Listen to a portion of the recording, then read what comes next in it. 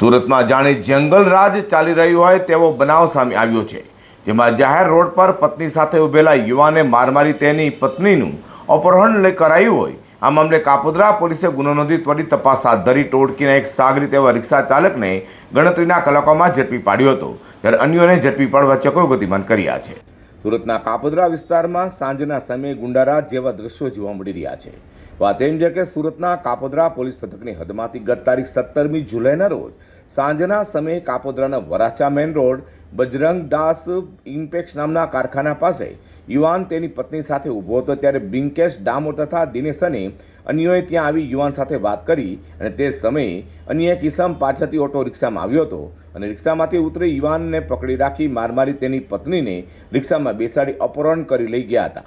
આ મામલે યુવાને કાપોદ્રા પોલીસ મથકમાં ફરિયાદ નોંધાવતા જ કાપોદ્રા પોલીસે ગુનો નોંધી તાત્કાલિક તપાસ હાથ ધરી સીસીટીવી કેમેરા તથા હ્યુમન સોર્સિસની મદદથી રિક્ષાના માલિકની તપાસ કરી અપહરણના ગુનામાં એક આરોપીઓ રિક્ષા ચાલક મૂળ ભાવનગરના તળાજા હાલ ખોલવડમાં ટાવર ફળિયામાં રહેતા ઇમરાન હુસ્સમ કુરેશીને ઝડપી પાડ્યો હતો, જ્યારે અન્યોને ઝડપી પાડવા ચક્રો ગતિમાન કર્યા છે.